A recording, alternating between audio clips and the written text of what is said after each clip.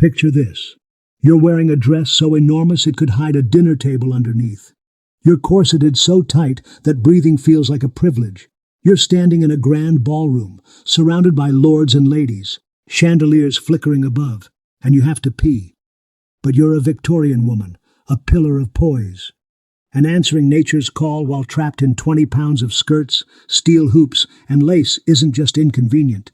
It's a silent art. One slip, and your dignity vanishes faster than a spilled secret at court. Welcome to the hidden reality of 19th century womanhood, where beauty was engineered, elegance was weaponized, and even going to the bathroom required strategy, stealth, and shame. Most history books won't tell you this part.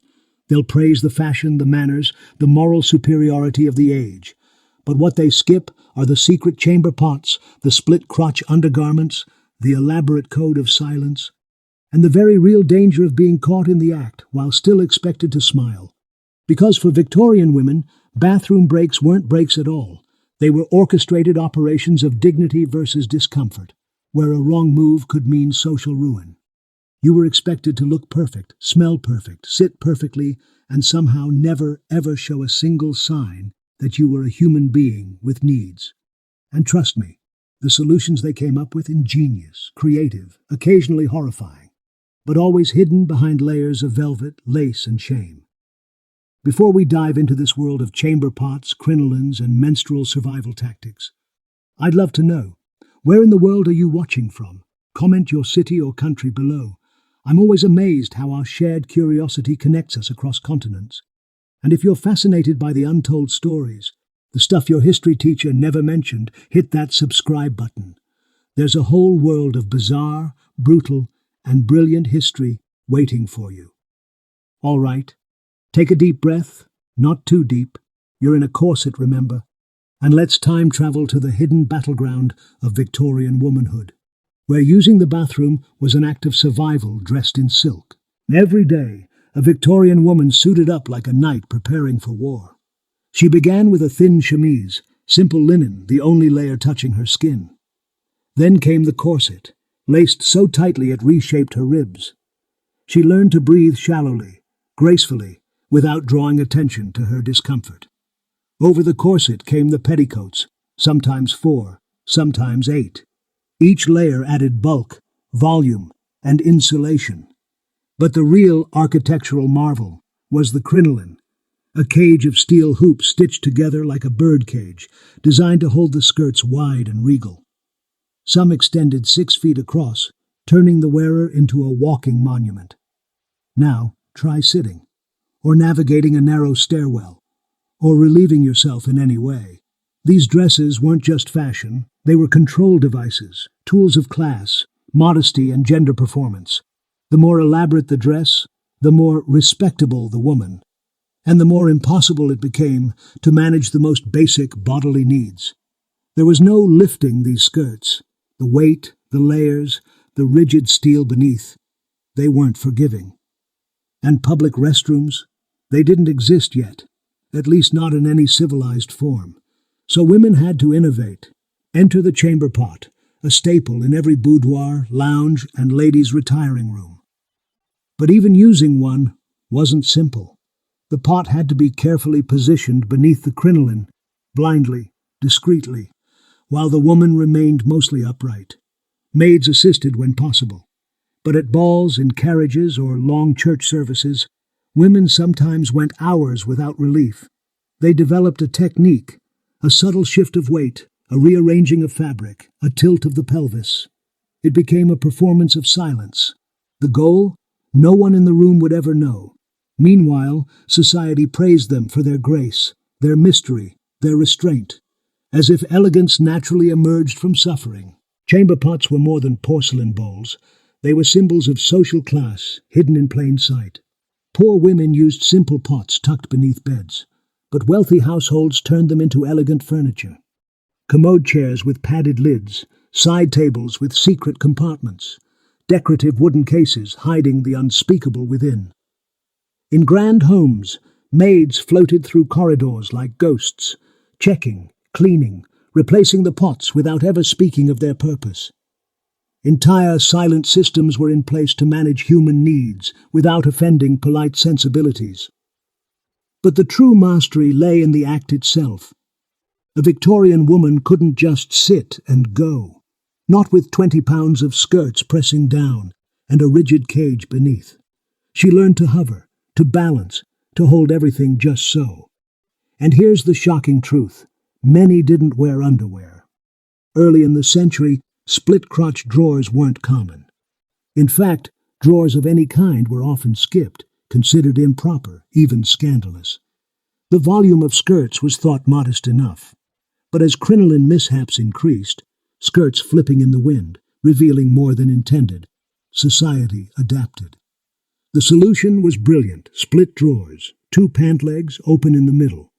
They offered coverage and easy access. No need to undress, no need to rearrange layers. Just step, squat, and pray the pot was properly placed. For some, this became second nature. For others, it was a humiliating struggle. And always, it had to be done in silence. No mention, no acknowledgement. Even among women, this wasn't polite conversation. These were daily acts of stealth, of survival, of suppressing discomfort so completely it disappeared behind a smile. Because Victorian society believed a lady was too delicate to discuss such things, yet demanded she manage them flawlessly. Menstruation, that monthly visitor, arrived like a secret storm Victorian women were expected to endure without complaint, or even acknowledgement. The very mention of it was taboo. Even among mothers and daughters there were few direct words, only whispers passed down like family recipes. But periods happened, and women had to adapt. Without modern pads or tampons, the Victorian solution was a belt and rag system. Women stitched absorbent cloth into bands that looped around their waist and between their legs. Homemade sanitary belts, often pinned for security. They changed the cloths throughout the day, sometimes a dozen times or more, depending on flow. What did they use? Cotton rags, flannel, wool, even moss for those who couldn't afford softer options. And always they had to be washed, dried, and reused, quietly, discreetly, behind closed doors. Now imagine managing this under layers of corsetry, skirts, and steel cages, all without help, all while maintaining perfect posture and unbothered expressions.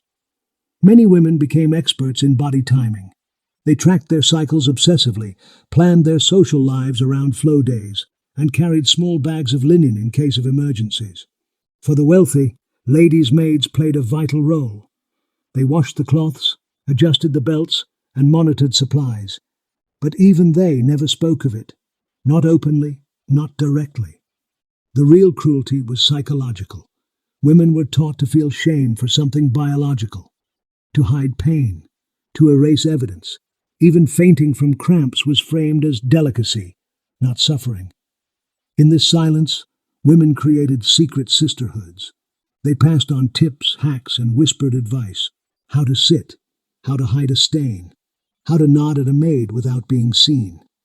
Menstruation wasn't just a biological challenge, it was a social minefield, and women had to dance across it every month, with no margin for error.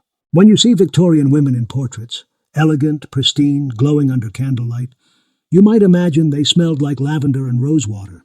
But the truth? Laundry day came only twice a year. Those ornate gowns, beaded, embroidered, delicate, couldn't withstand frequent washing. The fabrics were too fragile, the dyes too unstable. So instead of cleaning clothes, Victorians cleaned around them. They brushed dresses daily, hung them to air by the window, and dusted them with absorbent powders to soak up sweat and odors. These powders, usually made from starch or crushed lavender, gave clothes a dry, matte finish. It masked, but never fully erased, the scent of daily wear. That's where undergarments came in. The linen chemise and drawers. Those did get washed often, sometimes weekly, sometimes every few days. They formed a sacrificial barrier between body and dress, soaking up oils, sweat, and menstruation leaks. But even washing these layers wasn't easy. Boiling water had to be hauled by hand, soaps were harsh, and scrubbing meant damaging fabric over time. Laundry maids often worked with raw, blistered hands, And laundry rooms weren't cheerful places. They were hot, smoky, and reeked of human waste, ash, and wet fabric. For women on their period, managing hygiene meant constant vigilance. Bloodstains on a dress could spell social ruin. So extra shifts, pads, and cloths were layered into the ensemble like battlefield armor. And what about wiping? Toilet paper, as we know it, didn't exist until the late 1800s, and even then, it was a luxury. Most households used old newspapers, catalog pages, or reusable cloths that had to be boiled clean. Rural areas resorted to leaves, moss, or corn cobs, whatever nature offered. In wealthy homes, soft linen cloths were set aside as reusable wipes. These were placed in discreet baskets and cleaned by servants, but again, never spoken of, never acknowledged. Cleanliness was visual. A woman's elegance wasn't measured by scent or sanitation, it was measured by how well she concealed the struggle. Her smile, her posture, her composure, they were all part of a costume, a performance of effortless beauty that, behind closed doors, required exhausting effort. Behind the lace fans and curtsies, Victorian women formed secret systems of survival. Mothers taught daughters how to pee in a crinoline. Maids knew exactly how to angle a chamber pot. Friends learned to whisper codes at dances. "I need to freshen up" could mean, "Help me, I'm about to explode." Retiring rooms, private lounges for ladies at balls or dinner parties, became bathroom sanctuaries. Inside, maids waited like pit crew mechanics, ready to lift skirts, steady pots, and whisper encouragement. The act of relieving oneself, invisible to the men outside, became a well-rehearsed ballet between women. But the network didn't stop at servants and socialites. Seamstresses innovated hidden fastenings in dresses for discreet access. Doctors, quietly, advised women on how to manage prolapses from years of holding it in. Some wealthier households even installed indoor plumbing, decades before it was common, just to give women a safer, quieter place to go. At its core, this system was built on silence, a shared understanding that to be a woman meant to suffer beautifully. But cracks in the system began to show. Women fainted during balls. Some developed bladder infections from holding it too long. Others passed out from menstruation pain in unventilated corsets. Still, they were praised for their grace under pressure. But beneath the layers, a rebellion was quietly brewing.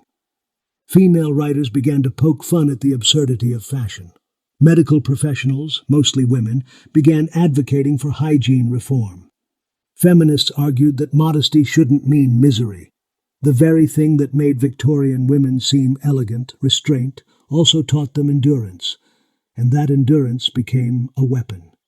In time, it laid the foundation for change, because surviving all this didn't make them fragile.